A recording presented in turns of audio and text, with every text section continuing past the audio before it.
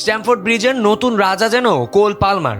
চেলসির জার্সিতে নিজের তৃতীয় মৌসুমেই এই ইংলিশ মিডফিল্ডার যা করে দেখালেন তা ফুটবল বিশ্বের অনেকের জন্য এক বড় বিস্ময়।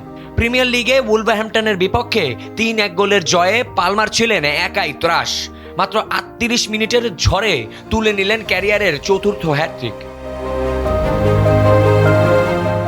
ম্যাচের 13 এবং 35 মিনিটে পেনাল্টি থেকে লক্ষ্যভেদের পর 38 মিনিটেই পূর্ণ করেন নিজের হ্যাটট্রিক।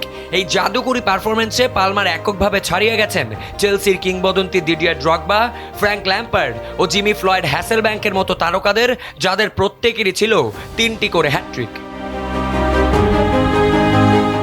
ব্লুজদের ইতিহাসের দ্রুততম হ্যাটট্রিকের রেকর্ডও এখন এই 23 বছর বয়সী তারকার দখলে। এর আগে এভারটনের বিপক্ষে 29 মিনিট ও ব্রাইটনের বিপক্ষে 31 মিনিটের মধ্যে হ্যাটট্রিক করে বিশ্বকে তাক লাগিয়ে দিয়েছিলেন তিনি। তবে পালমারের সবচেয়ে বড় অর্জনটি লুকিয়ে আছে অন্য এক পরিসংখ্যানে।